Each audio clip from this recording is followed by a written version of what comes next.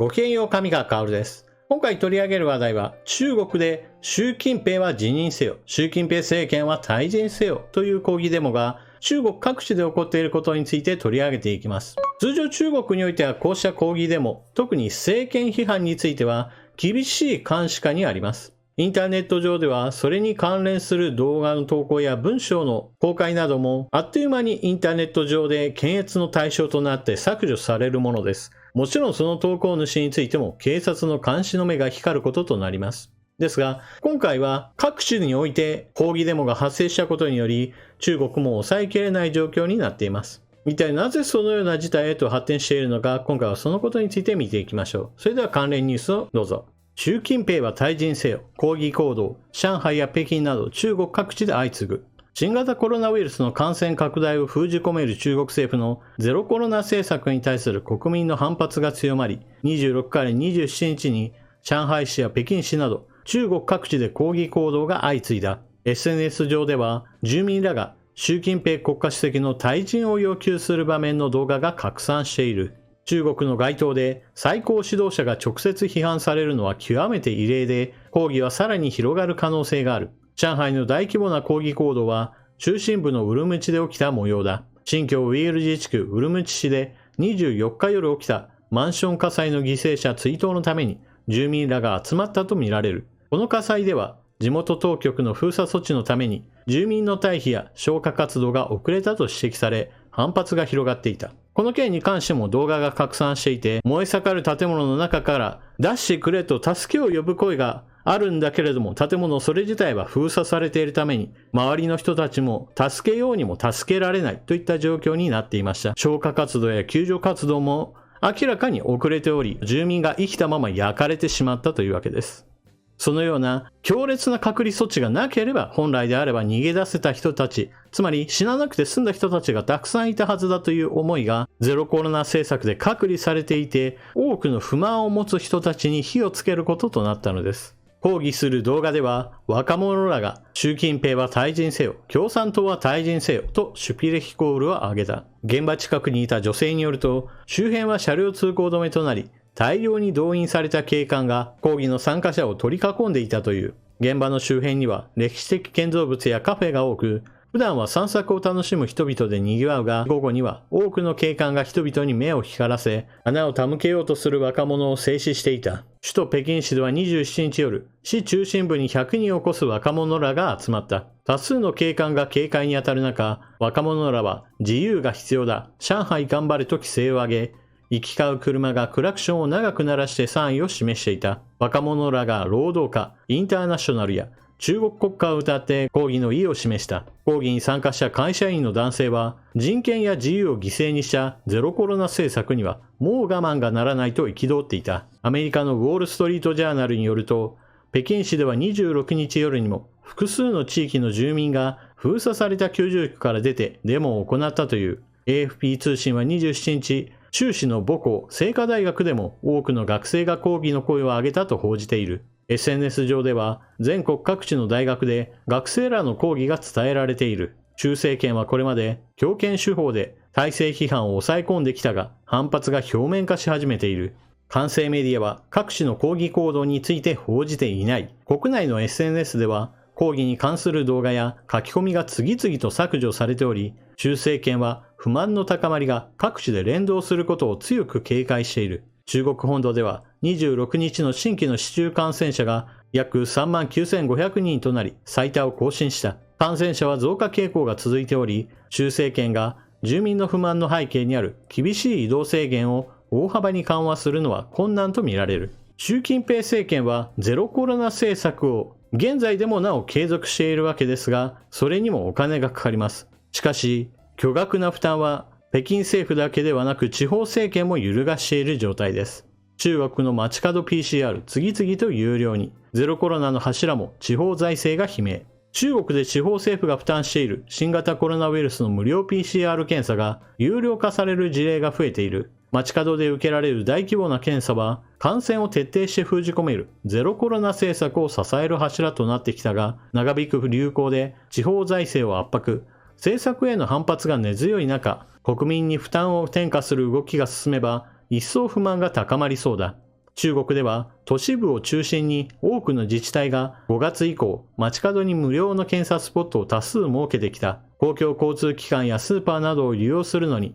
72時間以内などの陰性証明が必要なため、多くの住民にとって定期的な検査は事実上の義務だ。こうした措置は長い場所では半年を超える。中国の証券会社東郷証券は、検査には年間 33.7 兆円の費用がかかると試算した。中国の国防予算 28.8 兆円を上回る規模で、地方政府には巨額の負担がのしかかる。経済メディアの第一財経によると、11月から貴州省貴陽市が原則自己負担としたほか、湖南省、広東省の一部など多くの地方政府が有料化に踏み切った。公共の場所に入るには依然陰性証明を求めるケースが多いようだ。SNS にはコロナ禍で収入が減る中で検査費を取るなんてありえないなどと反発の声が上がっている。9日には河南省の検査会社が地方政府からの資金の払い込みが遅れているため11日から検査を停止すると表明。その後問題が解決したとして撤回したが、地方政府の財政が圧迫されていることを浮き彫りにした。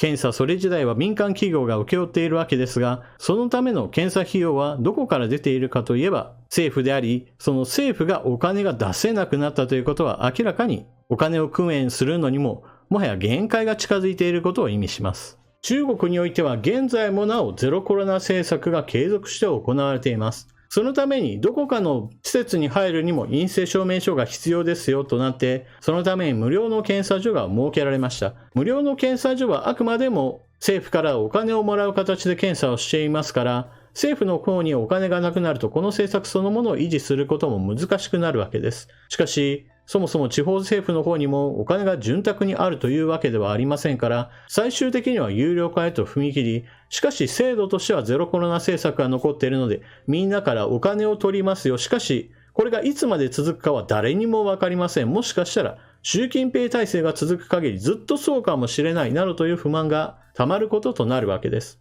そして、地域によっては、感染者数が多ければその地域においてはロックダウンが未だにかかります。働きに出ることもできない。そういうことになれば失業する人も当然出てきます。経営者の中にはそれに伴ってビジネスが破綻して一文なしになる人もいるわけです。会社に雇われているんだけどその会社そのものが潰れることもあれば、若者の場合であれば学校に行くこともできなくなるかもしれませんし、就職にだって影響することでしょう。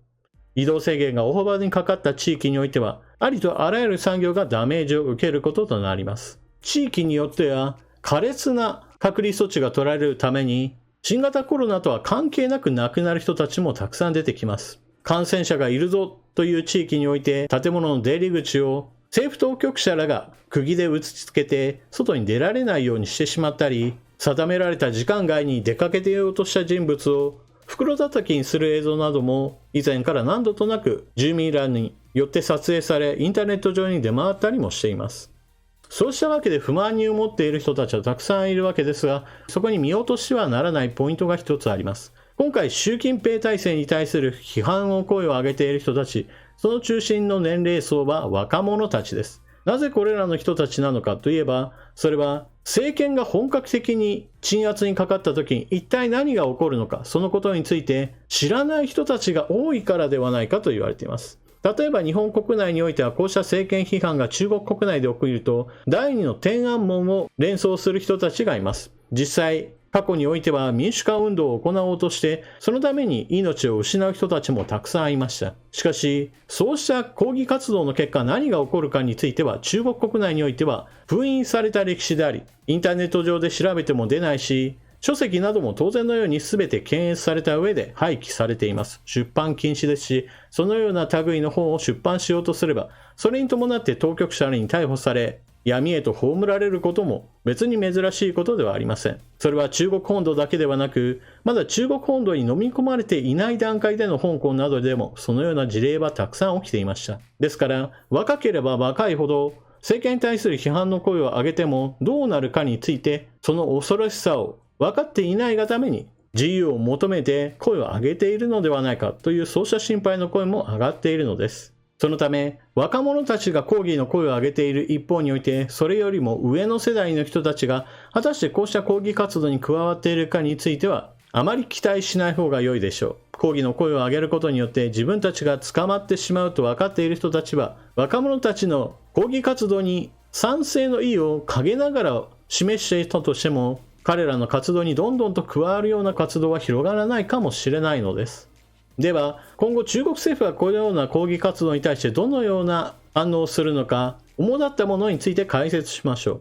まず第一に、政権批判に対してまともに返すのではなく、人々の不満を外にそらせようとする。だから、台湾有事へのカウントダウンが進んでしまうのではないかといった意見があります。確かにそのようなこともあり得るでしょう。しかし私は、今までの中国政府のやり方を見ていると、香港方式を取るだろうと考えています。それは、抗議活動がどんなに盛り上がったとしても、中国政府は虎視眈々とどのような人物が抗議活動に加わったかリスト化し、そして一人になったところ個別に逮捕し、そして投獄していくという方式です。香港においてはこのような抗議活動イコールすぐに鎮圧ではなく、抗議集会が終わった後に1人2人、そしてだんだんと活動に加わっている人たちが姿を消していき、そして列車に乗せられて中国本土のいずこかの教育キャンプへと連行されていく人々というのが報告されています。おそらくは中国国内においてはもっと迅速にこのような政権批判した人物に対する逮捕へと進んでいくでしょう。なぜならば、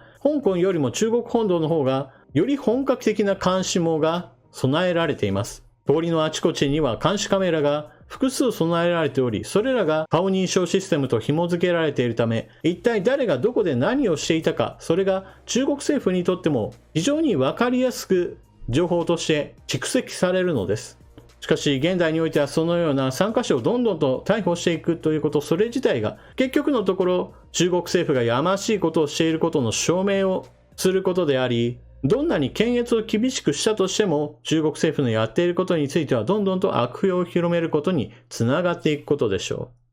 そして根本的な話として、習近平政権がゼロコロナ政策を続ける限り、そもそも新型コロナウイルスを根絶することはもはや不可能なような状況なわけですから、強引な隔離政策を続けるのはもはや人々の不満を生み出すだけであり、不満をもとにした政権批判もおそらくはやむことはないでしょう。あなたは今回の話を聞かれてどのようなことを思われたでしょうか。ぜひともコメントしていってください。それでは動画を最後までご視聴いただきありがとうございました。チャンネル登録していない方はぜひともチャンネル登録していってください。そして動画を見終わったら評価ボタンのクリックとコメントの書き込みよろしくお願いします。それでは次の動画でまたお目にかかりましょう。またね。